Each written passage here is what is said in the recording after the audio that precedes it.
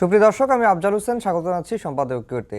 গণভোট অধ্যাদেশ সংসদে উত্থাপন না করার সিদ্ধান্ত নিয়েছে সরকার। স্বরাষ্ট্রমন্ত্রী সালাউদ্দিন আহমেদ বলেছেন, অধ্যাদেশ ব্যবহার করে গণভোট হয়ে যাওয়ায় এবং ভবিষ্যতে ব্যবহার না থাকায় এটি পাশের প্রয়োজন নেই। সরকারি দলের এই সিদ্ধান্তের বিরোধিতা করেছে জামায়াত। দলটির মতে গণভোট বাতিল হলে সংসদ নির্বাচনও প্রশ্নের মুখে পড়বে। এদিকে গণভোট অধ্যাদেশ ছাড়াও অন্তর্বর্তী সরকারের জারি করা 133 অধ্যাদেশের অন্তত 15টি নিয়ে সরকারি ও বিরোধী দল একমত হয়নি।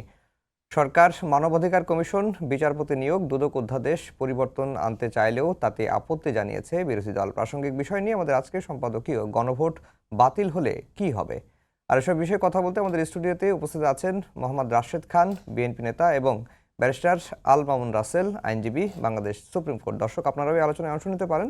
এজন্য আপনাদের ফোন করতে হবে টেলিভিশনে দেখানো নম্বরে, এছাড়া সরাসরি টেলিভিশনের পর্দায় দেখানো নম্বরে, এছাড়া ফেসবুকের মাধ্যমে আপনাদের মন্তব্য পাঠাতে পারেন। আলোচনা শুরুতেই জানিয়ে দেবো এখনকার প্রধান শিরোনাম। হঠাৎ হামের প্রাদুর্ভাব, জেলায় জেলায় হাসপাতালে রোগীর চাপ, শনাক্ত 764। শিশুর মৃত্যুতে বাড়ছে উদ্বেগ, বাড়ানো হয়েছে ভেন্টিলেটর। শিগগিরই শুরু হবে টিকা ক্যাম্পেইন। পাম্পে সংকটের মধ্যেই লরি থেকে তেল বিক্রি, ট্যাঙ্কেও অবৈধ মজুদ। 6 জেলায় অভিযানে জব্দ প্রায় 80,000 লিটার। জড়িতদের জেল জরিমানা, মজুতের তথ্য দিলেই পুরস্কার। 129 ক্রীড়াবিদকে সম্মাননা ও ক্রীড়া কার্ড তুলে দিলেন প্রধানমন্ত্রী। 30 এপ্রিল সিলেট থেকে শুরু হবে নতুন 20 স্পোর্টস। খেলোয়াড়দের রাজনীতিতে না জড়ানোর আহ্বান। জুলাই যোদ্ধাদের সুরক্ষা অধ্যাদেশ গ্রহণে সম্মত সরকারি দল। সংসদে পুলিশ হত্যার বিচার নিয়ে প্রশ্নের জবাবে স্বরাষ্ট্রমন্ত্রী, যে বাহিনীর পোশাকেই হামলা হোক, বিচার হবে। এবং 1-11-তে তারেক রহমানকে নির্যাতনকারীদের একজন সাবেক ডিজিএফআই কর্মকর্তা আফজাল বেগম জিয়ার চিকিৎসাতেও দেন বাধা। আদালতে রাষ্ট্রপক্ষ 6 দিনের রিমান্ড।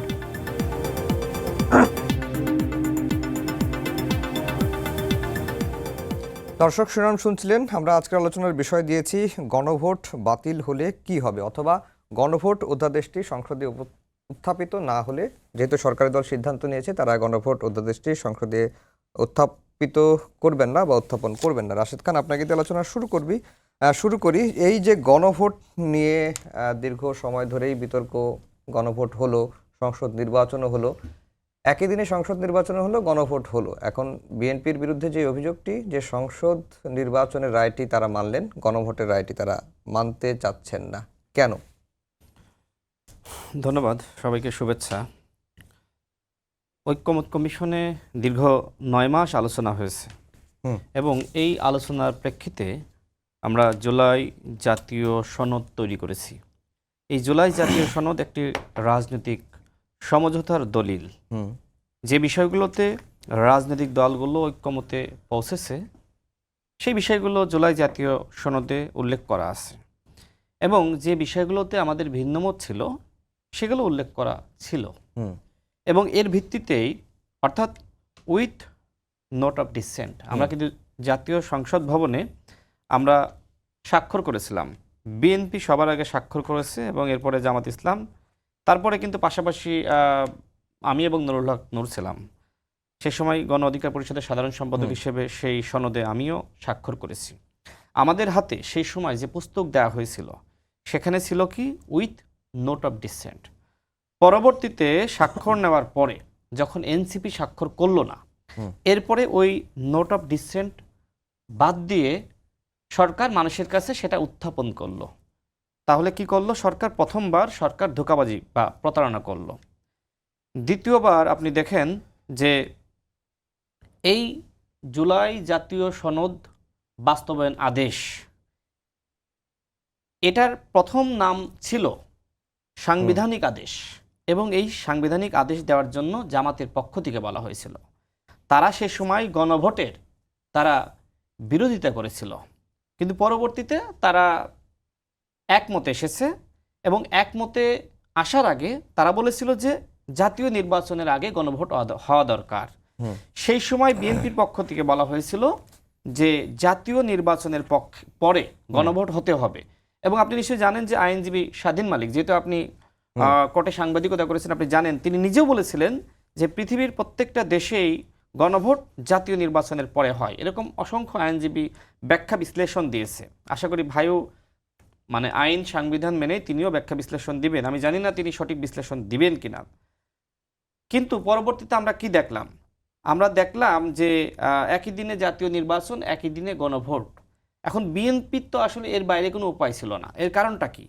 এর কারণটা হলো, আপনি নিশ্চয়ই শুনেছেন যে অন্তর্বর্তীকালীন সরকারের একজন ছাত্র উপদেষ্টা তিনি কি বলেছেন যে ডিপ স্টেটের পক্ষ থেকে বলা হয়েছিল 2029 সাল পর্যন্ত ক্ষমতায় থাকার জন্য। বিএনপি এই বিষয়টা অবশ্যই বুঝতে পারছিল যে নির্বাচন নিয়ে এক ধরনের চক্রান্ত চলছে। তো সেক্ষেত্রে একই দিনে জাতীয় নির্বাচন, একই দিনে গণভোট, এই বিষয়টি আসলে বিএনপিকে মানতে হয়। এবং আমাদের পক্ষ থেকে সে সময় গণসংহতি আন্দোলন, রাষ্ট্র সংস্কার সহ আরও অন্যান্য দল আমরা বিএনপিকে বলেছিলাম যে এই দাবিটা আপনাদের মানা উচিত, অন্যথায় জাতীয় নির্বাচন নানানভাবে ষড়যন্ত্র হতে পারে, পিছিয়ে যেতে পারে। বিএনপি সেটি মানল।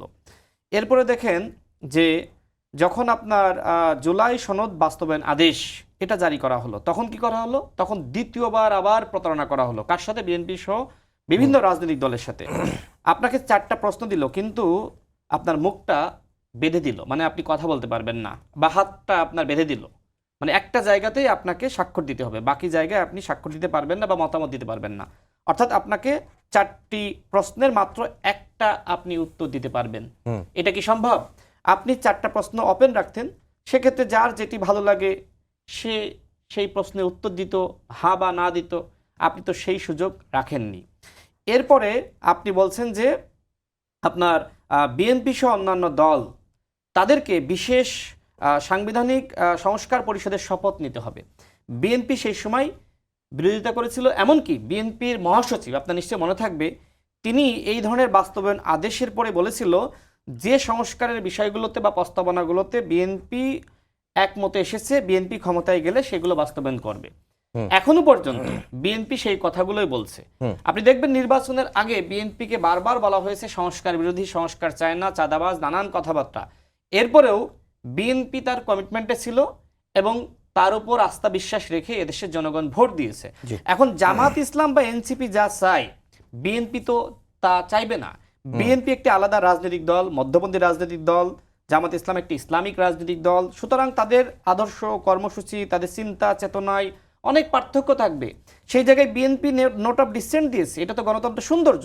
আমার কথা হলো যে আপনার যদি সব প্রয়োজন হয়, ঠিক আছে, আপনি জনগণকে বলছেন, আপনার নির্বাচনী ইস্তেহারে দিয়েছিলেন, জনগণ আপনাকে কেন ভোট দেয়নি? ঠিক আছে, এইবার ভোট দেয়নি, বিএনপি খারাপ, বিএনপি ভালো না, আমি মেনেই নিলাম।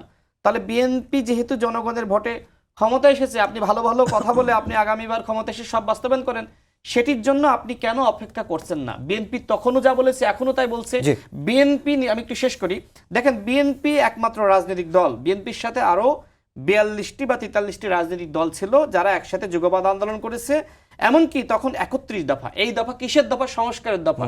জামাত ইসলাম বা অন্য কোনো দলের কিন্তু সংস্কারের দফা ছিল না। আজকে আপনি যে দলকে সংস্কার বিরোধী বানাচ্ছেন, সেই দল বাংলাদেশে সবার আগে এই সংস্কারের দফা দিয়ে তারপরে কিন্তু আন্দোলন করেছে। জামাত ইসলাম দেখাতে পারবে তাদের কোনো দফা আছে, সংস্কারের দফা? এখন আপনি সেই সময় বিএনপির সাথে ছিলেন, বিএনপির অধীনে ছিলেন, এটা সত্য, কিন্তু আপনার কিন্তু নিজস্ব নেতৃত্বে কোনো বলাই ছিল না। আপনি সংস্কারের কোনো দফা জনগণের সামনে আপনি তৈরি করেননি। এখন আসি, দেখেন জুলাই সনদ বাস্তবায়ন আদেশ, এটা কিন্তু অধ্যাদেশ না, যেটা আজকে আমাদের মাননীয় স্বরাষ্ট্রমন্ত্রী বলেছেন। এইটা আদেশ তো আসলে সংসদে উত্থাপন করা যায় না, এবং এইটা আসলে আইন হিসেবে গণ্য, রাষ্ট্রপতির আদেশ, এটা আইন হিসেবেও আসলে গণ্য হয় না। সুতরাং যারা আইন কানুন সংবিধান জানে না, বোঝে না, তারা মানে সংসদে গিয়ে এখন নানান ধরনের কথাবার্তা বলছে। সংসদে কারা গিয়েছে একটু যদি আমি উদাহরণ দিই, আমি 10 সেকেন্ডে শেষ করি। আমির হামজা, তিনি একজন আইন প্রণেতা, তিনি ওয়াজে গিয়ে বলছেন যে আমাদের যিনি জ্বালানি মন্ত্রী তিনি নাকি নাস্তিক। What is this? তাহলে এই ব্যক্তিদেরকে আপনি সংসদে পাঠিয়েছেন, আর বিএনপির যারা আপনার এমপি রয়েছে তারা কি এই ব্যক্তির সাথে তর্ক বিতর্ক করে পারবে? যত তর্ক বিতর্ক করবে সে বলবে তুমি নাস্তিক, তুমি নাস্তিক। এই হচ্ছে জামাত ইসলামের রাজনীতি। তো এই যে ধর্মভিত্তিক রাজনীতি মানে করে মানুষকে কটাক্ষ করা, চরিত্র হনন করা, যখন আপনি সালাউদ্দিন আহমেদকে আপনি আইন দিয়ে, সংবিধান দিয়ে, বিধি দিয়ে আপনি যখন তাকে আসলে কোনোভাবে থামাতে পারছেন না, তখন আপনি বলছেন যে শ্রীলং সালাউদ্দিন, শ্রীলং সালাউদ্দিন, রয়ের agent Salauddin. What is this? আপনাকে আইন শিখতে হবে, সংবিধান শিখতে হবে, জাতীয় ঐক্যমত কমিশনে কি আলোচনা হয়েছিল সেটা আপনাকে জানতে হবে।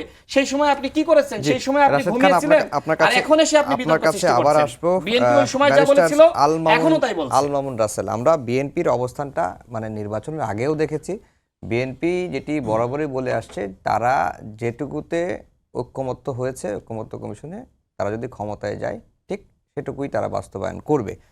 আর যেটি রাশেদ খান বললেন যে জুলাই জাতীয় সনদের আগে এবং গণভোট নিয়ে একটি ছলচাতুরি করা হয়েছে, ধোঁকাবাজি করা হয়েছে, একটা জালিয়াতি করা হয়েছে, যেটাতে তারা মনে করে যে তাদের সাথে জালিয়াতি করা হয়েছে, সেটা কেন তারা মানবে? জি, অসংখ্য ধন্যবাদ আপনাকে। প্রথম কথা হচ্ছে, গণভোটটা উত্থাপনটা কার পক্ষ থেকে হয়েছে? গণভোটটা কেন দরকার ছিল? কোনো দরকার তো ছিল না। 30টা দল একসাথে ঐক্যমত যদি পোষণ করতো, সেটাও কিন্তু বিএনপি বলেছে গণভোটটা দরকার ছিল না। আমি আসছি গণভোটের প্রস্তাবটা আসছে কার থেকে? বিএনপি থেকে আসছিল প্রথম। কেন আসছিল? আপনি যখন ঐক্যমত কমিশন যখন ঐক্যমতের বিভিন্ন বিষয়গুলো নিয়ে আসছেন, তখন সবচেয়ে বেশি নোট অফ ডিসেন্ট 22টা নোট অফ ডিসেন্ট দিয়েছে বিএনপি। বেসিক যেগুলো আমাদের সংস্কার প্রয়োজন, যখন নোট অফ ডিসেন্ট দিয়েছে, তখন ঐক্যমত কমিশনের ভাষ্য হচ্ছে যেহেতু 28টা দল বেসিক সংস্কারের পক্ষে, মাত্র 2-3টা দল বেসিক সংস্কারের পক্ষে না, সেহেতু আমরা নোট অফ ডিসেন্টটা বাদ দিয়ে আমরা এটাকে পাশ করব। কারণ আপনি 1-2টা দল, কারণ মেজরিটি মাস্ট বি গ্রান্টেড, যেটি মেজরিটি হবে সেটাই গ্রহণ করা হবে। তখন বিএনপির পক্ষ কথা হচ্ছে যে আমরা নোট অফ ডিসেন্ট দিয়েছি, তাহলে জনগণ হাতে ছেড়ে দেন। জনগণ যদি মেনে নেয়, জনগণ আমরা যে জায়গায় নোট অফ ডিসেন্ট দিয়েছি আমরা জনগণ হাতে ছেড়ে দেন। জনগণ যদি বলে যে না আমরা এই সংস্কার চাই, তাহলে আমরা মেনে নিব। স্বরাষ্ট্রমন্ত্রীর পক্ষ থেকে প্রথম প্রস্তাবটা আসে গণভোটের, এবং তখন দ্বন্দ্ব তৈরি হয় গণভোটটা কি আগে হবে নাকি পরে হবে, এটা নিয়ে দ্বন্দ্ব হয়। জামাতের পক্ষ থেকে বলা হয়েছে গণভোটটা আগে হতে হবে, আর বিএনপি এবং এনসিপির পক্ষ থেকে বলা হয়েছে গণভোটটা একই দিনে হলে কোনো সমস্যা নেই। এখন এনসিপিটা একটা নতুন দল, অভিজ্ঞতা কম, বিএনপির অতীত ইতিহাসটা একটু কম জানা আছে। জামাত তো একসাথে অনেকদিন সংসার করেছে, অতীত ইতিহাস জানে। গণ অভ্যুত্থানের পরবর্তী 1991-তে সেম একটা 3 জোটের রূপরেখা হয়েছিল, সেখানে কিছু সংস্কারের রূপরেখা প্রস্তাবনা আসছিল। সেখানে একটা সংস্কার ছিল তত্ত্বাবধায়ক সরকারের অধীনে ইলেকশন, বিচার বিভাগ থেকে আইন বিভাগ থেকে, এই বিভাগ থেকে নির্বাহী বিভাগ থেকে বিচার বিভাগ আলাদা করার জন্য কিছু রূপরেখা হয়েছিল। বিএনপি ক্ষমতা আসার পরে সেই রূপরেখাকে অস্বীকার করেছিল। আপনি সিটি কর্পোরেশন ইলেকশন দিয়েছে, সেখানে বিএনপির ভরাডুবি হয়েছিল। পরবর্তী তারা মাগুরের ইলেকশনে কি করেছে আমরা সবাই জানি, 15 জন জীবন দিয়েছে সেদিন। তার মানে বিএনপি ক্ষমতা আসলে এটা অস্বীকার করবে, এটা কিন্তু জামাত জানতো। এই জন্য জামাত বলেছে গণভোটটা আগে হয়ে যাক, যেহেতু নোট অফ ডিসেন্ট নিয়ে। এখন কথা হচ্ছে, আপনি গণভোটটা আপনি নোট অফ ডিসেন্ট দিয়েছেন, আপনি তো গণভোটের যখন হচ্ছে, উনি যেটা বললেন সেটা হচ্ছে এই মুখ বেঁধে ওনাদেরকে গণভোটে করা হয়েছে। তাহলে তো আপনারা আগে বলতেন, কারণ আপনাদের তো আপনারা জানেন আপনাদের সবচেয়ে বেশি আপনাদের জনপ্রিয়তা আছে। তাহলে আপনাদের দরকার ছিল জনগণকে বলা যে আপনারা গণভোটে না দেন, কারণ গণভোট আমাদেরকে মুখ বেঁধে আমাদের গণভোট করেছে, আপনারা না দেন। যেহেতু আপনারা মেজরিটি ভোট পাবেন, তাহলে গণভোট আপনারা মেজরিটি ভোট পেতেন। কিন্তু আপনারা এই প্রশ্নটা কেন করলেন? আপনারা বলেন হ্যাঁ ক্যাম্পেইন, আপনারা বলেন গণভোটে আপনারা হ্যাঁ ভোট দেন, কিন্তু পরবর্তীতে আপনারা এসে গণভোটকে আপনি অস্বীকার করছেন। আপনি দেখেন, আমি মনে করি আপনি অনেকদিন সুপ্রিম কোর্টে বারবার বলা হয়েছে প্রতারণার বিষয়ে তো নোট অফ ডিসেন্টের কারণে তো গণভোটটা হয়েছে। হ্যাঁ, কিন্তু গণভোটটা হয়েছে। এখন দেখেন, আমি আসি আপনাকে, একটু যোগ করি, খালি আমার স্পষ্ট মনে আছে যে আপনি যেটা বলছেন যে সালাউদ্দিন আহমেদি তিনি গণভোটের বিষয়টি এনেছিলেন, কিন্তু পরে গণভোটের প্রশ্ন নিয়ে যে আলোচনাগুলো হয়েছে, যে 4টি প্রশ্ন এবং সাংবিধানিক 48টা হয়তো বিষয় আপনি জুড়ে দিলেন এবং কোনো অপশন দিলেন না, সেটি নিয়েও তো আলোচনা হয়েছে, সেটিও তো স্পষ্ট করা হয়। সেটি এখন কথা হচ্ছে, যদি আপনার সাথে প্রতারণা হয়, আপনি নির্বাচন আগে সেটা মানুষকে জানান যে আমার সাথে প্রতারণা হচ্ছে, আপনারা না ভোট দিবেন। আচ্ছা, কারণ আমি যদি ক্ষমতা আসি, আপনি দেখেন বিএনপিকে মানুষ ভোট দিয়েছে দুইটা জিনিস দেখে। একটা হচ্ছে ওনাদের নিজস্ব একটা নীতিমালা দিয়েছে, 31 দফা দিয়েছে। দ্বিতীয় হচ্ছে হায়ের পক্ষে আছে ওনারা যদি প্রকাশ্য নির্বাচন আগে বলতো, কারণ দেখেন হায়ের পক্ষে ভোট পেয়েছে 67%। আপনি মনে করেন সবগুলো জামাত আর এনসিপির ভোট, বিএনপির ভোট নেই? অবশ্যই ভোট আছে। তার মানে বিএনপিকে যারা ভোট দিয়েছে তারা 31 দফা দেখেই ভোট দিয়েছে, আবার আপনার পরবর্তীতে হায়ের ক্যাম্পেইন করে সংস্কার করবেন এই জন্য আপনাকে ভোট দিয়েছে। দুই কারণেই ভোট দিয়েছে। তাহলে আপনি জনগণের সাথে প্রতারণাটা কেন করলেন? আপনি আগে বলতেন আমি গণভোট মানবো না, আপনারা না ক্যাম্পেইন করতেন, তাহলে তো কোনো সমস্যা ছিল না। এখন দেখেন গণভোটটা, আমি মনে করি গণভোটটা সংবিধানের উপরে প্রিভেল করে। কিভাবে করে প্রিভেল? আপনি অনেকদিন সুপ্রিম কোর্টে ভিট করেছেন, আপনি জানেন। দেখেন আমাদের 72 সংবিধান, আমাদের সংবিধান এবং রাষ্ট্র সবকিছুর উপরে কি solemn expression of will of people. আমাদের সংবিধানের সাথে 2 বলা আছে জনগণের অভিপ্রায় হচ্ছে সবার উপরে, মানে জনগণ হচ্ছে সকল ক্ষমতার উৎস। আপনি দেখেন 72 নির্বাচনটা আপনি দেখেন 72 যে সংবিধানটা প্রণয়ন করা হয়েছে, আপনি সংবিধানের ব্যাকগ্রাউন্ডটা একটু দেখেন, সেখানে কারা গণপরিষদের অংশগ্রহণ করেছে, যারা 70 নির্বাচনে পাকিস্তানের জনগণ সকল ক্ষমতা উৎস বাট গাইডেড বাই কনস্টিটিউশন তো কনস্টিটিউশন। কিন্তু ব্যাপারটা আপনি দেখেন, আপনি সলেম এক্সপ্রেশনটা কোথা থেকে আসে? 72 আপনি যে সংবিধান তৈরি করলেন, সংবিধান হচ্ছে গণপরিষদ হয়েছে। গণপরিষদ কারা ছিলেন? যারা পাকিস্তানের শাসনতন্ত্র তৈরি করার জন্য এমপিরা যারা হয়েছেন তারাই গণপরিষদ তৈরি করেছে। পরবর্তী দরকার ছিল কি? একটা গণভোট দরকার ছিল। কেন? এই যে মূলনীতি কি হবে সংবিধানের, এটা গণভোট হওয়া দরকার ছিল, কিন্তু সেটি হয় নাই। কিন্তু এবারের কি, এবার গণভোট হয়েছে, সরাসরি জনগণ ভোট দিয়েছে। তখন পাকিস্তান শাসনতন্ত্র তৈরি করার জন্য ভোট দিয়েছে, এদের মাধ্যমে আপনি সংবিধানটা প্রণয়ন করলেন। তাহলে আর এখন গণভোটটা সরাসরি জনগণ ভোট দিয়েছে, তার মানে সলেম এক্সপ্রেশনটা কোথায় হলো? এখানে হলো, গণভোটে হলো। কিন্তু আপনি এক বাপের দুইটা সন্তান, আপনি এক সন্তানকে বৈধ বলছেন, আবার আরেক সন্তানকে আপনি অবৈধ বলছেন। আপনি দেখেন গণভোটের কারণে অনেক দেশ পার্থক্য হয়ে গেছে। আপনি জানেন 1947 সালে বাংলাদেশে একটা সিলেট রেফারেন্ডাম হয়েছিল, গণভোট হয়েছিল।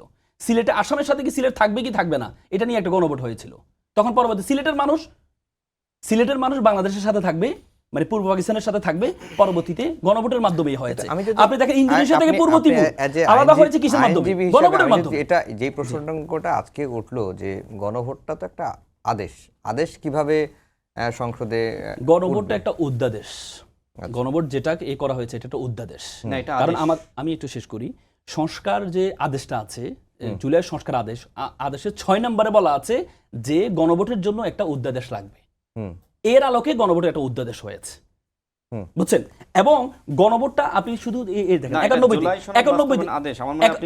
জুলাই সনদ বাস্তবায়ন আদেশের 6 নম্বরে বলা আছে গণভোটের জন্য একটা অধ্যাদেশ লাগবে। এটার আলোকে একটা অধ্যাদেশ হয়েছে গণভোট। কিন্তু গণভোট তো হয়ে গেছে, কার্যকর না। এখন কথা হচ্ছে আমাদের, আপনি দেখেন আমাদের গণভোটটা কোথা থেকে আসছে আপনি একটু দেখেন। বাংলাদেশে প্রথম গণভোট হয়েছে কখন? 77-এ জিয়াউর রহমান সাহেব গণভোটটা আয়োজন করলেন। তখন কিন্তু সংবিধানে গণভোটটা ছিল না। 79-তে পরবর্তী সংবিধানে গণভোটটা অংশগ্রহণ করা হয়েছে 79-তে, এবং কি 91-এর পরবর্তীতে 91 গণঅভ্যুত্থানের পরবর্তী বেগম জিয়া তিনি রেফারেন্ডাম অ্যাক্ট করেছিলেন 1991। এটা এখনো বলবৎ আছে, এটা কিন্তু এখনো হয় নাই, এটা এখনো বলবৎ আছে। পঞ্চদশ সংশোধনের মাধ্যমে শেখ হাসিনা এসে এটাকে কি করলেন? বাতিল করলেন।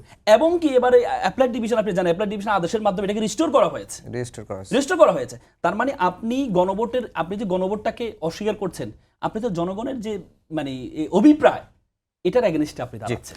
রাশেদ খান, যেটি আব্দুল্লাহ রহমান রাসেল বলছিলেন যে আসলে জামায়াত দীর্ঘদিন ধরে তো বিএনপির সঙ্গে ছিল, তারা আসলে জানতো যে যদি গণভোটটা আগে না হলে কি ফলাফল, এটি তারা এখন বিএনপি দেখাচ্ছে। বিএনপি সবসময় অস্বীকার করে আসছে বা সেটি এড়িয়ে যাওয়ার চেষ্টা করছে। আচ্ছা ভাই, আরেকটি বলছিলেন যে একটা ভোটকে আপনি জায়েজ বলছেন বা আরেকটা ভোটকে না জায়েজ, বা এই প্রসঙ্গটাও আসছে। আচ্ছা দেখেন ভাই, যেটি বললেন যে জুলাই সনদ বাস্তবায়ন আদেশ, এটা তিনি অধ্যাদেশ বললেন, এটা আদেশ হবে। আর গণভোট অধ্যাদেশ দুটো ভিন্ন জিনিস। হ্যাঁ, আমি সেটাই বলছি, কিন্তু জুলাই সনদ বাস্তবায়ন আদেশ, এটা কিন্তু আদেশের অধীনে 6 নম্বরে হচ্ছে অধ্যাদেশের কথা। আচ্ছা যাই হোক, এখন যে কথা আমি বলি, বিএনপি সহ যে রাজনৈতিক দলগুলো ঐক্যমত কমিশনে যে সমস্ত আলোচনায় ঐক্যমতে এসেছে, তারা তো ক্ষমতায় গেলে সেগুলো বাস্তবায়ন করবে, সেই কথাই তো জনগণের সামনে বলেছে, বারবার বলেছে। এখন যেহেতু জুলাই সনদ বাস্তবায়ন আদেশ অনুযায়ী একটা গণভোট হয়েছে, যদিও এই গণভোট আমরা বারবার বলছি, বিএনপি বলেছে যে এই গণভোট নির্বাচনের পরে হওয়া দরকার ছিল। কখন? এই যে আমরা সমঝোতার দলিল, মানে জুলাই জাতীয় সনদে যে সমস্ত বিষয়ে আমরা ঐক্যমতে এসেছি বা আসতে পারি নাই, এই দলিলের ভিত্তিতে সংসদে আলোচনা হবে। যে কথা এনসিপি বিভিন্ন সময় বলেছে যে আপনার সংসদকে দ্বৈত ক্ষমতা দিতে হবে, অর্থাৎ আপনার গাঠনিক একটা ক্ষমতা দিতে হবে। তো সেক্ষেত্রে এই বিষয়গুলো নিয়ে যারা জনগণের ম্যান্ডেট নিয়ে ক্ষমতায় আসলো, সেটা হতে পারে সরকারি দলের, সেটা হতে পারে বিরোধী দলের, তারা সংসদে এই বিষয়গুলো আলোচনা করবে। আলোচনার ভিত্তিতে যে বিষয়গুলোতে সম্মত হবে হলো, তাই না, আইন পাশ হয়ে গেল। আর যে বিষয়গুলোতে সম্মত হতে পারলো না, সেক্ষেত্রে তখন গণভোটে বিভিন্ন বিষয় ধরে ধরে যেতে পারত। আপনি কিন্তু সেই সুযোগ বিএনপিকে দেননি। এখন বলছেন যে বিএনপি কেন আসলে হা ভোটের ক্যাম্পেইন করলো, তাহলে বিএনপি কি বলবে না ভোটের ক্যাম্পেইন করো? এই যে হা ভোটের মধ্যে মনে করেন যে এর মধ্যে সংস্কারের 100টি দফা আছে, এর মধ্যে বিএনপির 80টি দফা রয়েছে, আর 20টি দফায় বিএনপি হা দিবে নাকি না দিবে সেই সুযোগ আপনি রাখেননি। তাহলে কি এই 20টির জন্য কি বিএনপি 80টি বাদ দিবে?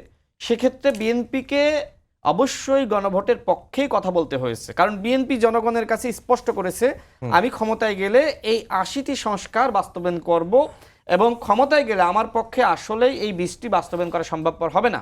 এখন জামাত ইসলাম বলেছে আমরা 80টি নয়, শুধু বিএনপি পরিস্থিতির শিকার হয়ে গেছিল। আমি তো সেটাই বললাম যে জামাত ইসলাম বলছে যে তোমরা মানে এই যে ওই সরকার, অন্তর্বর্তীকালীন সরকার, তোমরা যা দিবে আমরা সব মেনে নিব। জামাত ইসলাম জানে যে দেশের জনগণ তাদেরকে ভোট দিয়ে ক্ষমতায় আনবে না, সুতরাং জনগণকে এই যে সংস্কারের ধোঁকাবাজি করে জনগণকে আইওয়াশ করা যে তোমরা যা চাও আমরাও তাই চাই। এখন জামাত তো জানে যে তারা ক্ষমতায় আসতে পারবে না, সুতরাং সব মেনে নিলে সমস্যা কি? আর বিএনপি মানুষের সাথে ধোঁকাবাজি করবে না, যে কারণে বিএনপি যতটুকু সংস্কার করতে পারবে ততটুকু ব্যাপারে সম্মতি বিএনপি দিয়েছে। এখনো পর্যন্ত আপনি বারবার বিএনপিকে সংস্কার বিরোধী বলছেন, তারপরেও এদেশের জনগণ বিএনপিকেই বেছে নিল। এখন যে কথাগুলো আপনি বলছেন, আপনি কি নির্বাচনের আগে বলেন নাই? টকশোতে আপনি এখন যে কথাগুলো বলেছেন, এমন না যে আপনি বিরোধী দল হওয়ার কারণে আপনি আসলে অপোজিশনে গেছেন, বিষয়টা তো এরকম না। ঐক্যমত কমিশনেও আপনি অপোজিশন ছিলেন, গণ অভ্যুত্থানের পরেও আপনি অপোজিশন ছিলেন, সবসময় তো মোটামুটি ছিলেন, মানে অভ্যুত্থানের পরে। সুতরাং জামাত ইসলাম এখনো এই কথাগুলো বলেছে, ভবিষ্যতে বলবে, তারপরে দেশের জনগণ বিএনপিকে বেছে নিচ্ছে। এখন জামাত ইসলাম যদি এত ভালো হয়, তারা নির্বাচনে, আগামীবার নির্বাচনে ক্ষমতায় যাক, ক্ষমতায় গিয়ে সব বাস্তবায়ন করুক। ভাই যে কথাটা বললেন যে বিএনপির পক্ষ থেকে সর্বপ্রথম বলা হয়েছিল গণভোটের প্রস্তাব দিয়েছে জনাব সালাউদ্দিন আহমেদ, এই কথা আসলে সম্পূর্ণভাবে ভিত্তিহীন। যেহেতু আমি ঐক্যমত কমিশনে ছিলাম, আমি কিন্তু শুরুতেই সেই পরিস্থিতি ব্যাখ্যা করেছি। বিএনপির পক্ষ থেকে বলা হয়েছিল গণভোটটা নির্বাচনের পরে হতে হবে। কেন হতে হবে সেই ব্যাখ্যাও কিন্তু আমি একটু আগে দিয়েছি, যে আলোচনার মধ্য দিয়ে যে বিষয়গুলোতে আমরা সম্মত হলাম আর যে বিষয়গুলোতে আমরা সম্মত হব না, পয়েন্ট ধরে ধরে আমরা গণভোটে যাব। বিএনপি এই প্রস্তাব দিয়েছিল। দেখেন সেখানে ভাই বললেন যে 2-3টা দল মাত্র কয়েকটা বিষয়ে নোট অফ ডিসেন্ট দিয়েছিল, না, সেখানে প্রায় 26টি দল ঐক্যমতে এসেছিল। আপনি জানেন যে এই ঐক্যমতে আসার কারণে কিন্তু ওই সংসদ ভবনে গিয়ে আমরা কিন্তু ওই 20টি ভিজে ভিজে কিন্তু স্বাক্ষর করেছি। সেখানে এনসিপি একমাত্র দল যারা স্বাক্ষর করে নাই। তো আপনি সংস্কার চান, তো সংস্কার চাইলে আপনি একদম সর্বশেষ দিন আপনি কেন স্বাক্ষর করলেন? আপনার এত সংস্কার প্রয়োজন যে জুলাই সনদকে এত ভালোবাসেন, মানে না করলেই না, একদম সর্বশেষ দিন করলেন।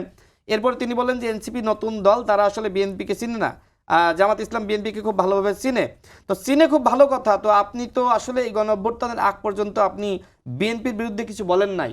আপনি বিএনপির সাথে সরকারে ছিলেন, মন্ত্রিত্বের ভাগাভাগি করেছেন, সেই মন্ত্রিত্ব স্বাদ নিয়ে আপনি দেশের আর্থিক কাঠামো পর্যন্ত তৈরি করেছেন, হাসপাতাল তৈরি করেছেন, ব্যাংক সৃষ্টি করেছেন, বিভিন্ন বিশ্ববিদ্যালয় সৃষ্টি করেছেন। আপনি বিএনপিকে সাথে নিয়ে বা বিএনপির সাথে থেকে আপনি এইভাবে আসলে উপকৃত হয়েছেন। আজকে সেই বিএনপি আপনার কাছে খারাপ হয়ে গেল, বিএনপি চাঁদাবাজ হয়ে গেল। তো বিএনপির বিরুদ্ধে তো সব থেকে বেশি অভিযোগ আপনি দেন যে বিএনপি 1 থেকে 6 পর্যন্ত খারাপ ছিল। সেই খারাপ সময়ের সঙ্গী আপনি ছিলেন, সেই সময় তো বলেন নাই যে বিএনপি খারাপ, মানে ওই সময় ভাগ পেয়েছিলেন। আর বিএনপি এখন আপনাদেরকে যখন জোটে নিতে চায়নি, তখন বিএনপি হয়ে গেছে খারাপ। এখন জামাত ইসলামকে যদি বিএনপি জোটে নিত, সেক্ষেত্রে কি হতো? সেক্ষেত্রে বাংলাদেশে অবশ্যই এই যে অপোজিশন, সেই অপোজিশনের ঘাটতি হতো। স্বাভাবিকভাবে বিএনপি চায়নি যে বাংলাদেশে শুধুমাত্র একটা দল বা বাকশালের মতন কোনো সিস্টেম হবে। এই জন্য বিএনপি অভ্যুত্থানের পরে যারা যুগপৎ আন্দোলনে ছিল তাদেরকে নিয়েই কিন্তু বিএনপি পথ চলেছে। জামাত ইসলাম যেহেতু যুগপৎ আন্দোলনে ছিল না, জামাত ইসলাম তার মতো করে নির্বাচন করেছে, এটা নিয়ে আফসোস করার কিছু নাই। ভাই বললেন যে পরবর্তীতে মাগুরা ইলেকশনের কথা তিনি প্রসঙ্গ আনলেন। আমরা জানি 86 নির্বাচনে কারা জনগণের সাথে বেইমানি করে এরশাদের সাথে গিয়েছিল, অবশ্যই জামাত, আওয়ামী লীগ। সুতরাং এখন আপনি কাকে বেঈমান বলবেন আর কাকে বলবেন না সেটা আপনাকে ভাবতে হবে। আপনি বিএনপিকে একবার বেঈমান করলে, বেঈমান বলার সুযোগ পেলে আপনাকে 100 বার বেঈমান বলার সুযোগ বাংলাদেশে কিন্তু রয়েছে। আপনি কখন কখন বেঈমানি করেছেন আপনি নিজেও জানেন, আমি নতুন করে বলে সময় নষ্ট করতে চাই না। দেখেন তিনি বলেছেন যে বিএনপি হাভোট দিতে বলেছে। আমি আগেই ব্যাখ্যা করেছি, নোট অফ ডিসেন্টের কারণে গণভোট হয়েছে, তিনি এই কথা বললেন। দেখেন এটা না, এটা সঠিক না, বরং ঐক্যমত কমিশনে এই নোট অফ ডিসেন্ট এটা গ্রহণ করেছিল, কিন্তু পরবর্তীতে তারা আসলে প্রতারণা করেছে। আমার কথা হলো যে আপনাদের সব কিছু লাগবে, কোনো সমস্যা নাই, কিন্তু কথা হলো যে আপনারা 9 মাস আলোচনা কেন করলেন? অবশ্যই সেখানে ভিন্ন মতকে আপনারা গুরুত্ব দিয়েছেন বলেই তো 9 মাস আলোচনা হয়েছে। 9 মাস শেষে এসে বলছেন যে না, এই আলোচনার কোনো গুরুত্ব নাই। আর বিএনপি একটা চক্রান্ত যেটা বুঝতে পেরেছিল সেটি হলো, দেখেন যেটা আসিফ মাহমুদ পরবর্তীতে বলেছে, যে ডিপ স্টেট তাদেরকে বলেছিল যে 2029 সাল পর্যন্ত ক্ষমতায় থাকার জন্য। এখন বিএনপি যদি ওই সময় আসলে এটা না মেনে নিত, যেটা আপনি বলছেন যে বিএনপি কেন মেনে নিল, না মানলে তো এই ডিপ স্টেটের খপ্পরে বাংলাদেশ যেত, আরেকটি 1-11 সৃষ্টি হতো, তখন কি জামাত ইসলাম ভালো থাকতে পারতো বলেন? আজকে আপনি জামাত ইসলাম মানে অপোজিশনে আছেন, বিএনপি সরকারে রয়েছে, এনসিপি অপোজিশনে রয়েছে, সবাই তো গণ অভ্যুত্থানের শক্তি, কিন্তু আজকে আপনি যেভাবে আওয়ামী লীগের সাথে বিএনপিকে আপনি তুলনা করছেন, একবার চিন্তা করেন তো, বেগম খালেদা জিয়া যখন জামাত ইসলাম বিপদে পড়েছে, এমনকি যখন জামাতের নেতাদেরকে ধরে ধরে ফাঁসি দেওয়া হচ্ছে, গুমখুন করা হচ্ছে, এই শিবিরের পক্ষে কি বেগম খালেদা জিয়া তিনি স্টেটমেন্ট দেননি? এই জামাতের নেতাদেরকে ফাঁসি দেওয়া হচ্ছে, তার প্রতিবাদ করে কি বেগম খালেদা জিয়া স্টেটমেন্ট দেননি? বেগম খালেদা জিয়ার প্রতি তো আপনাদের সেই কৃতজ্ঞতা থাকা উচিত। আজকে যেভাবে বিএনপিকে আপনারা তুলনা করছেন, আমার কাছে মনে হয় যে আওয়ামী লীগও এইভাবে তুলনা করে নাই, যেটা আপনারা শুরু করেছেন। এইভাবে অকৃতজ্ঞতার পরিচয় দেন না। জি রাসেল ভাই, এর আগের অংশে রাশেদ খান যেটি বলছিল যে জামাত যেটি চাইবে, এনসিপি যেটি চাইবে, সেটি বিএনপি চাইবে বা সেটিই করবে, সেটি তো কোনো কথা না। কারণ বিএনপি একটি স্বতন্ত্র রাজনৈতিক দল, তাদের নিজস্ব মধ্যপন্থী দল, জামাত ইসলামী ইসলামিক মধ্যপন্থী দল, বা তাদের নিজস্ব একটা আদর্শ আছে, নিজস্ব একটা লক্ষ্য আছে। আর জামাত এখন চাইছে, বিএনপি সেটি মানছে না। জামাতের সামনে তো সুযোগ আছে যে আগামী নির্বাচনে জনগণের কাছে যাওয়া, জামাত যদি ক্ষমতায় যায় সেগুলো তাদের চাওয়া মতো বাস্তবায়ন করবে। এটি তো হলেই তো হয়ে যায়। এটা বিরোধী দলের কাজ কি? আপনি যে জনগণের সাথে প্রতারণা করছেন, আপনাকে এটা মানুষকে এই প্রতিবাদ করা এটা বিরোধী দলের কাজ না? হ্যাঁ, অবশ্যই অবশ্যই। আপনি যে জনগণ দেখেন, এবারে যে বেসিক যে সংস্কারগুলো আছে, এবার রিসেন্টলি আপনার যে অধ্যাদেশগুলো 133টা অধ্যাদেশের মধ্যে 12টা অধ্যাদেশে ল্যাপস করে দিচ্ছেন ওনারা, মানে এটা উত্থাপন করবেন, অটোমেটিক এটা বাতিল হয়ে যাবে। সেই বেসিক অধ্যাদেশগুলো কি জানেন? গুম প্রতিরোধ অধ্যাদেশ। সেই অধ্যাদেশ কি জানেন? বিচারপতি নিয়োগের অধ্যাদেশ, সচিবালয়, সুপ্রিম কোর্টের সচিবালয় এর প্রতিষ্ঠার অধ্যাদেশ। মানে যে বেসিক যে আমাদের দেখেন এবারের সরকারটা, এবার গণ অভ্যুত্থান পরবর্তীতে মূল উদ্দেশ্য ছিল শাসনতন্ত্রের কাঠামো পরিবর্তন করা, শাসক পরিবর্তন করা না পরবর্তীতে। তাহলে শাসনতন্ত্রের কাঠামো কিভাবে পরিবর্তন হবে? 1-11 কিভাবে আসছে? আপনি 1-11 পরবর্তীতে যে 17-18 বছর ফ্যাসিজমে বাংলাদেশ কিভাবে ছিল, কেন ছিল? শুধুমাত্র হচ্ছে আমাদের এই যে আমাদের আইনের যে দুর্বলতাগুলো আছে, যেমন বিচারপতি নিয়োগের ক্ষেত্রে আপনি তত্ত্বাবধায়ক সরকার যখন বাতিল করে দিল, কার মাধ্যমে? আদালতের মাধ্যমে। আদালতকে ব্যবহার করে। তাহলে আদালতের যে যাদেরকে ব্যবহার করেছে তারা কিভাবে নিয়োগ হলো? পলিটিক্যালি নিয়োগ হয়েছে। এই জন্যই তো এবার কথা আসছে যে বিচারপতি নিয়োগের ক্ষেত্রে আলাদাভাবে একটা কমিশন করা হবে। সেটা তো বিএনপি সেই অধ্যাদেশকে বাতিল করে দিচ্ছে অটোমেটিক। তার মানে কি? আমরা আবারও এবার যে আদেশটা হয়েছে, সংস্কার আদেশ, এটা নিয়ে প্রথম রিটটা যে হয়েছে, 2টা রিট হয়েছে, এই রিটের শুনানি কারা করেছে? বিএনপি আইনজীবীরা শুনানি করেছে।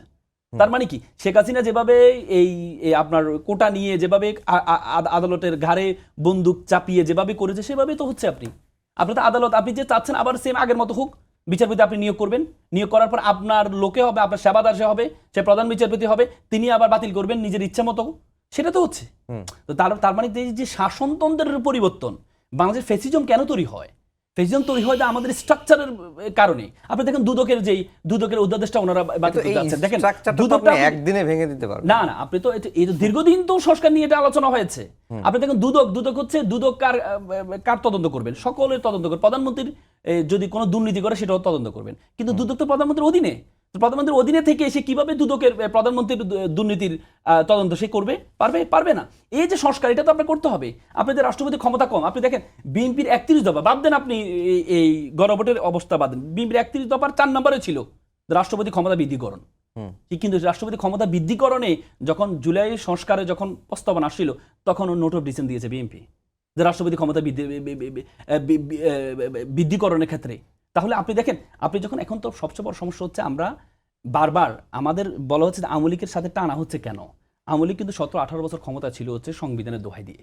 কিন্তু আপনি সেম সংবিধান যদি এখন বাংলাদেশের মানুষকে দেখান, আপনাকে তো তাহলে প্রত্যেকটা জায়গায় সংবিধানকে ফলো করতে হবে। আপনি দেখেন আমাদের স্বরাষ্ট্রমন্ত্রীর কথা চিন্তা করেন। আমাদের স্বরাষ্ট্রমন্ত্রী, তিনি একটা মন্ত্রীর একটা শপথ আছে। প্রত্যেকটা সংসদ সদস্যের বাহিরে মন্ত্রীদের একটা শপথ আছে। সেই শপথ হচ্ছে তার একটা এক্সট্রা শপথ নেয়। সেই শপথে বলা হয় যে সংবিধানকে সংরক্ষণ করা তাদের দায়িত্ব। যদি এই শপথ কেউ ভঙ্গ করে, দেখবেন সংবিধান, আমাদের সংবিধানে কে আছে? আমাদের সংবিধান 152-তে বলা আছে স্বাধীনতার ঘোষককে শেখ মুজিবুর রহমান। তাহলে এই যে আমাদের স্বরাষ্ট্রমন্ত্রী, উনি সংসদে দাঁড়িয়ে যেখানে স্বাধীনতা, উনি সংবিধানকে সংরক্ষণ করবেন সে শপথ নিয়েছেন, সেখানে স্বাধীনতার ঘোষক বলে জিয়াউর রহমান সাহেবকে। তাহলে আপনার কি দরকার ছিল? সংবিধান এটা সংশোধন করা। কারণ আপনি যখন দুইটা শপথের কথা আসছে, তখন আমাদের স্বরাষ্ট্রমন্ত্রী কি বলেছেন? আমাদের স্বরাষ্ট্রমন্ত্রী বলেছেন যেহেতু দ্বিতীয় শপথটা সংবিধানে নেই, আমাদের কাজ হবে প্রথমে সংসদে যাব, গিয়ে 142 দিয়ে সংবিধান সংশোধন করব, শপথটা সেখানে ইনক্লুড করব, তারপরে কি আমরা শপথটা গ্রহণ করব, এটা বলেছে। তাহলে আপনি ইনক্লুড করবেন, তাহলে তো আপনি যে স্বাধীনতা ঘোষক যে আপনি বললেন, এটা তো ইনক্লুড এখনো করেন নাই। আপনার দায়িত্ব কি ছিল? 142 দিয়ে প্রথমে গিয়ে আপনি ঘোষণা এটা পরিবর্তন করেন, সংশোধন করেন, তারপরে আপনি ঘোষণা দেন। কিন্তু তার আগে যে আপনি ঘোষণা দিলেন, আপনি ঘোষক বললেন, তাহলে তো আপনি আপনাদের শপথ লঙ্ঘন করেছেন, তাহলে তো আপনার মন্ত্রিত্ব থাকে না। আপনি তো সংবিধান সব জায়গায় দেখাবেন, তারপরে দেখেন আপনি তো সংবিধান দেখাচ্ছেন আমাকে। যদি আমাকে সংবিধান দেখান, আমাদের সংবিধানের 4 আর্টিকেল 4(2)তে বলা আছে যে জাতির পিতার প্রতিকৃত। আপনার সব জায়গায় সরকারি প্রধানমন্ত্রী, প্রেসিডেন্ট সবার পিছনে কি জাতির পিতার ছবি থাকতে হবে, কিন্তু আপনি তো সেটি সরিয়ে ফেললেন, সংসদ থেকে সরিয়ে ফেললেন। তার মানে তাহলে আপনি সংবিধান তো ভায়োলেশন করছেন। মানে আপনাকে বুঝতে হবে, আপনি যদি এমন হয় যে আমার অংশে আমার পক্ষে যেটা যাবে সেটা মিষ্ট, আমার বিপক্ষে যেটা যাবে সেটা দুষ্ট, তাহলে তো হবে না। আপনাকে সংবিধান মানলে সবকিছু মানতে হবে। আপনাকে সংবিধান মানলে সবকিছু। আপনি দেখেন আরেকটা মজার বিষয় হচ্ছে ফ্যামিলি কার্ডের মাধ্যমে আপনি দেখেন 18-19 মাস ধরে তো এইভাবেই চলে আসছিল। এটাই তো অন্তর্বর্তীকালীন সরকারের সময় তো এটাই হয়ে আসছে, তখন তো আপনারা বলেন এতদিন পর্যন্ত যা হয়েছে সব ডক্ট্রিন অফ নেসেসিটির কারণে হয়েছে। কারণ এতদিন তো সংবিধানের দোহাই কেউ দেন নাই। আপনি দেখেন, আমি একটা এক্সাম্পল আপনাকে দিই। 5 আগস্টে সর্বপ্রথম বেগম জিয়া, আমরা ওনাকে ওন করি, বেগম জিয়াকে কি মুক্তি দেওয়া হয়েছে? কে? রাষ্ট্রপতি দিয়েছেন। তখন তো আর প্রধান উপদেষ্টা হয়নি, রাষ্ট্রপতি দিয়েছেন। আচ্ছা আমাকে বলেন তো, আমাদের সংবিধানে আছে রাষ্ট্রপতি 2টা কাজ শুধু, প্রধানমন্ত্রীর অনুমতি ছাড়া। একটা হচ্ছে প্রধান বিচারপতি নিয়োগ, আর একটা হচ্ছে প্রধানমন্ত্রী নিয়োগ। এর বাইরে কোনো কাজ প্রধানমন্ত্রী অনুমতি ছাড়া করতে পারবেন না। তাহলে উনি যে বেগম জিয়াকে মুক্তি দিলেন, এটা কি সংবিধান ভায়োলেশন হয়েছে না? কেন হয়েছে? ডক্ট্রিন অফ নেসেসিটির কারণে। এটা আমরা সকলে মেনে নিয়েছে। তারপরে দেখেন আপনি যে বাজেট ঘোষণা করলো, অন্তর্বর্তীকালীন বাজেট ঘোষণা করলো, বাজেটে হচ্ছে সংসদে পাস করতে হবে। আপনি যে আমার উপর কর আরোপ করবেন, এটার জন্য সংসদে পাস করতে হবে। তাহলে আপনি যে বাজেট ঘোষণা করলেন, সেটা তো আপনার সংবিধানের ভায়োলেশন হয়েছে। আপনি যে আমাদের সংবিধান 123-এ বলা আছে আপনি 180 দিনের মধ্যে নির্বাচন আয়োজন করতে হবে, সেটার জন্য 1.5 বছর গিয়েছেন। কেন? ডক্ট্রিন অফ নেসেসিটির কারণে। তার মানে এত কিছু যা কিছু হয়েছে, নির্বাচন আয়োজন বলেন, গণভোট বলেন, কোনো কিছু সংবিধানে ছিল না। সবগুলো সলেম এক্সপ্রেশন জনগণের অভিপ্রায়ের কারণে 106 এর মাধ্যমে করেছেন। তার মানে এখন যা কিছু চলছে সবকিছু হচ্ছে জনগণের অভিপ্রায়। এখন এসে আপনি যদি বলেন যে সংবিধানে যা আছে তাই মানবো, এর বাইরে আমরা কিছুই মানবো না, তাহলে তো আপনাকে সবকিছু দিয়ে মানতে হবে। আপনাকে সংবিধানের সবকিছু দিয়ে মানতে হবে। কিন্তু আপনার যেটা ভালো লাগবে সেটা মানবেন, যেটা ভালো লাগবে সেটা মানবেন না, তাহলে তো এটা জনগণের সাথে প্রতারণা করা হয়। জি, রাশেদ খান, সংবিধানের দোহাই দিয়ে আসলে যেটি আগের যে কাঠামো, ফ্যাসিবাদী কাঠামো, সেটি হয়তো আবারও পুনঃপ্রতিষ্ঠা বা চালিয়ে নেওয়ার একটা প্রবণতা লক্ষ্য করা যাচ্ছে, এটাই মনে হয় আসলে। দেখেন, এর আগে তো বিএনপি ক্ষমতায় ছিল, সেই সময় জামাত তো বিএনপির জোট সঙ্গী ছিল, সেই সময় তো একটা সংবিধান ছিল। এখন স্বাভাবিকভাবে আওয়ামী লীগ ক্ষমতায় আসার পরে ওই সংবিধানকে কাটছাট করেছে। এখন বিএনপির সাথে যে সময় জামাত ইসলাম ছিল, ওই সময়কার যে সংবিধান, ওইটার যে আইন কানুন বিধান, ওইটাকে আসলে জামাত ইসলাম মানে? যদি মানে তাহলে সেটা তাদেরকে ক্লিয়ার করতে হবে। আর যদি তারা মনে করে যে মানে কোনো সংবিধানই নাই, সেটাও তাদেরকে ক্লিয়ার করতে হবে। এখন এই যে আওয়ামী লীগের সময়ে সংবিধানের যতটুকু পরিবর্তন করা হয়েছে, আপনি যদি ওই দোহাই দেন যে আওয়ামী লীগ এটা পরিবর্তন করেছে, এটাও তো সংবিধানের অংশ, তো আপনি আওয়ামী লীগের মতনই আসলে হয়ে গেলেন, আপনার আচরণটা আওয়ামী লীগের মতন হয়ে গেল। এখন বিএনপির সময়ে বা জামাত বিএনপি একসাথে ছিল, সেই সময়কার সংবিধানটা আপনি মানবেন না? এখন এই যে শেখ হাসিনার সংবিধান বলেন বা আওয়ামী লীগের সংবিধান, যেটা ক্ষমতায় এসে তারা এডিশন করলো, সেই সংবিধান বাংলাদেশে আসলে বহাল কে রাখলো? রাষ্ট্রপতির হাতে শপথ কে নিল? এখন জামাত ইসলামের মুখপাত্র তো এনসিপি, সবাই তো তাই বলতেছে যে জামাত ইসলামের যারা আসলে এমপি হয়েছে, যেভাবে আমার মনে হয় যে জামাত ইসলাম এমনকি শিবিরের নেতাকর্মীরা তারাও ক্ষুব্ধ, যাদেরকে আইন প্রণেতা হিসেবে সংসদে পাঠিয়েছে, তারা কিন্তু ওইভাবে জনাব সালাউদ্দিন আহমেদ বলেন, আইনমন্ত্রী বলেন, বা বিএনপির যারা এমপি নির্বাচিত হয়েছে, তারা যেভাবে কথা বলছে, ওই কথাগুলোর কাউন্টার তারা দিতে পারছে না। স্বাভাবিক, এটাই তো, কারণ তারা নতুন অভিজ্ঞতা, এতগুলো মানুষকে নিয়ে কখনোই জামাত আসলে আসেনি। জামাত এনসিপি যেগুলো হচ্ছে তার মধ্যে 2জন এমপি শুধুমাত্র পুরোটা না, সেটা তো আপনাকে মানতে হবে। এখন আপনি এসে টেবিল থাপিয়ে বললেন যে আমরা জুলাই যোদ্ধা, আমরা রক্ত দিয়েছি, গুলি খেয়েছি, এই জন্য আপনি প্রধানমন্ত্রী হয়েছেন, এই জন্য আপনি স্বরাষ্ট্রমন্ত্রী হয়েছেন। বাবা, তুমি গুলি খাইছো, রক্ত দিছো, বিএনপির ছাত্র দলের, যুব দলের হাজারো নেতাকর্মী গুম হয়েছে, খুন হয়েছে। এই জুলাই গণঅভ্যুত্থানে যে হান্নান মাসুদ এই কথাগুলো বলল, যে সময় 1 দফার ঘোষণা নেওয়া হয়েছিল, এক দফার ঘোষণা যে সময় দেওয়া হয় সেই সময় একই মিটিংয়ে ছাত্রদলের সভাপতি সাধারণ সম্পাদক ছিল, শিবিরের যারা সভাপতি সাধারণ সম্পাদক তারাও ছিল, অন্যান্য ছাত্র সংগঠনের নেতারাও ছিল। অর্থাৎ আপনারা যে এক দফার ঘোষণা দিয়েছেন, আপনারা 6 তারিখের কর্মসূচি আপনারা 5 তারিখে এনেছেন, এগুলো তো সম্মিলিত সিদ্ধান্ত ছিল। এখন আপনি বলছেন যে জুলাইয়ে বিএনপি ছাত্র দলের কোনো অবদান নাই, আপনি শিবিরের কথা জামাতের কথা বলছেন না, আগে বলেছেন। আগে যে সময় তারা এক জায়গায় ছিল না তখন বলেছে, তখন জামাত ইসলামের অনেক সমালোচনা করেছে। এমনকি নাসিরউদ্দিন পাটোয়ারি, যাকে তো এখন জামাত ইসলামের নেতারা পূজা করছে বলা যায়, সে তো বলেছিল এই জামাত ইসলাম ভারতের এক্সটেনশন। তো যাই হোক, এই যে বলা হচ্ছে যে বিএনপির জুলাই গণঅভ্যুত্থানে ভূমিকা নাই, এই আন্দোলন আপনি যদি শুরু থেকে বিশ্লেষণ করেন, যখন ক্যাম্পাসের বাইরে চলে গেল তখন তো আসলে রাজনৈতিক ছাত্র সংগঠনগুলো, রাজনৈতিক দলগুলো এই আন্দোলনের ভূমিকা সব থেকে বেশি রেখেছে। আপনারা ঘোষণা দিয়েছেন, এই জন্য আপনাদের প্রতি এদেশের জনগণ কৃতজ্ঞ, রাজনৈতিক দলগুলো কৃতজ্ঞ। মাঠের কর্মসূচি বাস্তবায়ন করেছে তো বিএনপি জামাতের কর্মীরা, শিবির ছাত্রদল সহ বিভিন্ন ছাত্র সংগঠনের কর্মীরা। এটা তো আপনাকে স্বীকার করতে হবে। এদেশে গণঅভ্যুত্থান হয়েছে, এই গণঅভ্যুত্থান শুধুমাত্র কয়েকজন ঘোষণা দিয়ে দিয়েছে আর গণঅভ্যুত্থান হয়ে গেছে, বিষয়টা তো এরকম না। এমনকি ঘোষণাও সম্মিলিত সিদ্ধান্ত নিয়ে আপনি শিবির এবং জামাতের নেতাকর্মীদেরকে জিজ্ঞেস করতে পারেন, আমি জেনেই বলছি, সম্মিলিত সিদ্ধান্ত নিয়ে একসাথে আলোচনা করে, অনলাইনে আলোচনা করে তারপরে সিদ্ধান্ত নেওয়া হয়েছে। সুতরাং আপনি বিএনপিকে বলতে পারেন না যে আমি রক্ত দিয়েছি এই জন্য আপনি প্রধানমন্ত্রী হয়েছেন, আমি রক্ত দিয়েছি এই জন্য আপনি স্বরাষ্ট্রমন্ত্রী হয়েছেন। অনেক হিস্ট্রি আছে, সেগুলো বলতে সময় লাগবে। ভাইয়ের কিছু কথায় আমি উত্তর দিই। দেখেন, তিনি বললেন যে শাসনতন্ত্রের কাঠামো পরিবর্তন। আমরা যে সময় গণতন্ত্র মঞ্চের সাথে একসাথে আমরা জোট করেছিলাম, গণ অধিকার পরিষদের সাধারণ সম্পাদক সেই সময় আমি ছিলাম, সেই সময় কিন্তু বলা হয়েছে সরকার এবং শাসন ব্যবস্থার পরিবর্তন। এমনকি বিএনপির পক্ষ থেকে যে 31 দফা দেওয়া হলো, সেই 31 দফা কিন্তু আমরা নিজেরা সবাই মিলে আলাপ আলোচনা করে আমরা তৈরি করেছিলাম। এখন আমার প্রশ্ন হলো যে জামাত ইসলাম তো খুব ভালোই খুব কথা বলছে, জনগণের পক্ষে কথা বলছে, আমি দেখলাম ফেসবুকে লাইক কমেন্টে তারা তো একদম ভরে ফেলতেছে, নির্বাচনের আগেও তো এটি হয়েছিল। আমার কথা হলো যে আপনারা এত কথা বলেন, সেই সময় আসলে আপনারা সংস্কারের কোনো দফা নিয়ে জনগণের সামনে আপনারা কেন হাজির হননি?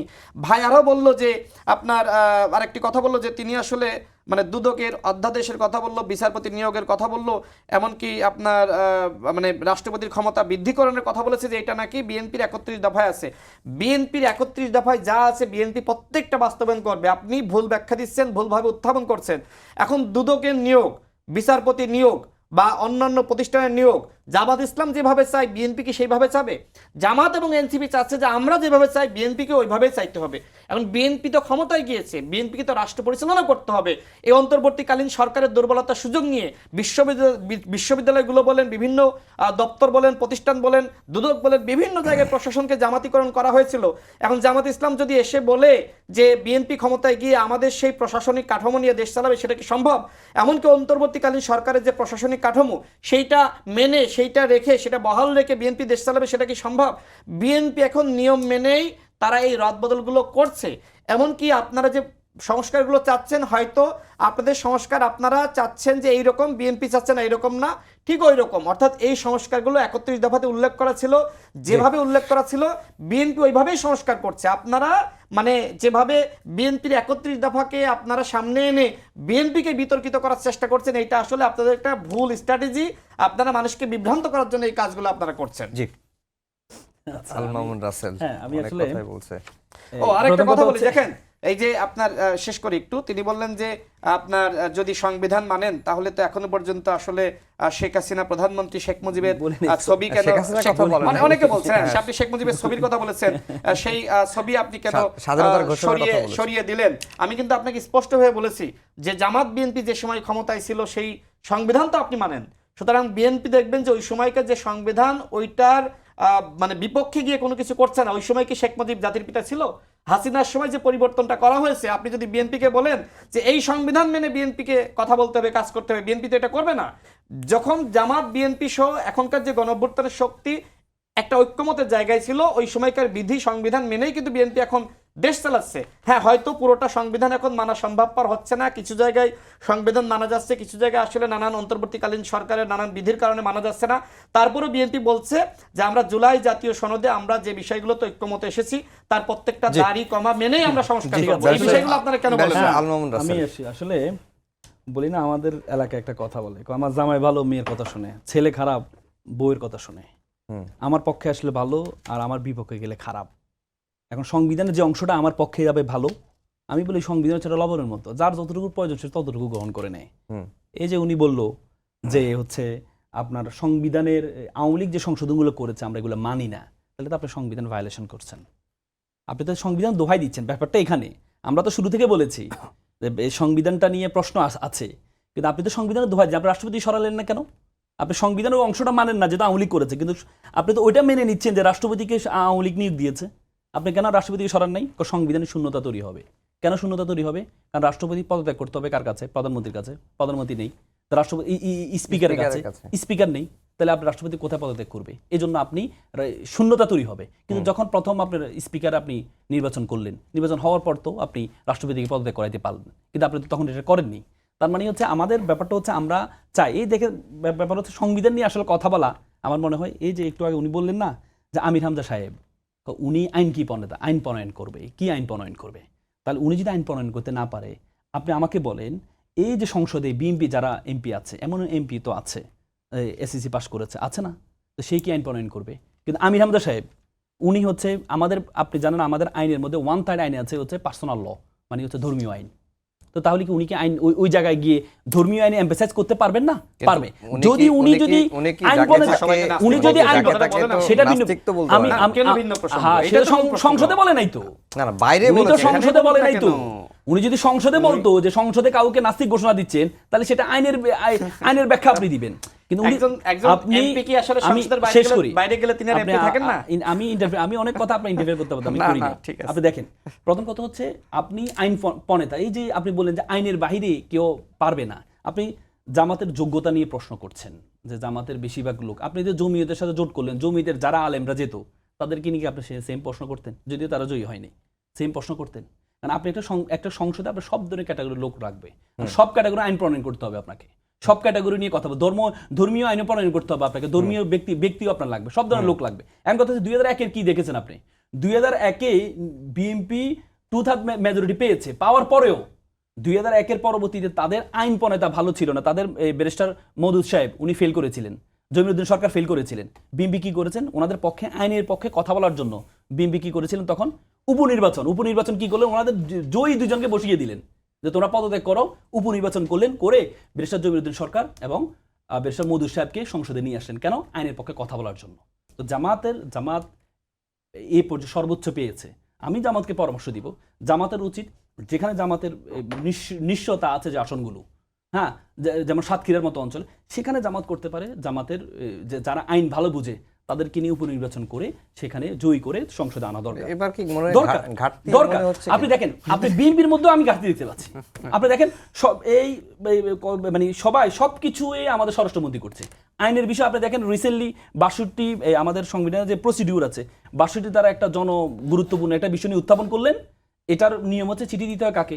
আইনমন্ত্রীকে। যেহেতু জুলাই সনদ নিয়ে বিষয়, আইনমন্ত্রীকে চিঠি দিয়েছেন, অথচ পয়েন্ট অফ অর্ডার বক্তব্য দিচ্ছেন স্বরাষ্ট্রমন্ত্রী।